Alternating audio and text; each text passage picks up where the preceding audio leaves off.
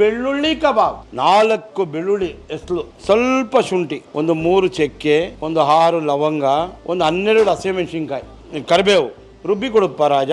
ನೋಡಿ, ಈಗ 3 ಸ್ಪೂನು ಜೋಳದ ಹಿಟ್ಟು, 1 ಸ್ಪೂನ್ ಮೈದಾ, 1 ಸ್ಪೂನ್ ಅಕ್ಕಿ ಹಿಟ್ಟು, 1 ಸ್ಪೂನ್ ಕಡಲೆ ಹಿಟ್ಟು, ಸ್ವಲ್ಪ ಅರಿಶಿನ, ರುಚಿಗೆ ತಕ್ಕಷ್ಟು ಉಪ್ಪು, ಕಸ್ತೂರಿ ಮೇಥಿ, ಆಯಿಲ್. ನಿಮ್ಗೆ ಆವಾಗಲೇ ತೋರಿಸ್ಕೊಟ್ಟಿದ್ದನ್ನ ಮಿಕ್ಸಿಲಿ ರಫ್ ಆಗಿ ರುಬ್ಕೊಂಡಿದ್ದೀನಿ. ಒಂದು ಅರ್ಧ ಕಪ್ಪಷ್ಟು ಮೊಸರು, ಯಾವುದೇ ಕಾರಣಕ್ಕೂ ನೀರು ಹಾಕಬಾರ್ದು. ಒಂದು ಮೊಟ್ಟೆ ಇದಕ್ಕೆ ಈಗ ಆ್ಯಡ್ ಮಾಡ್ತೀನಿ. 1.5 kg ಚಿಕನ್. ಈಗ ಇದೆಲ್ಲ ಹೆಲ್ತಿ ಕಾನ್ಷಿಯಸ್ಸು.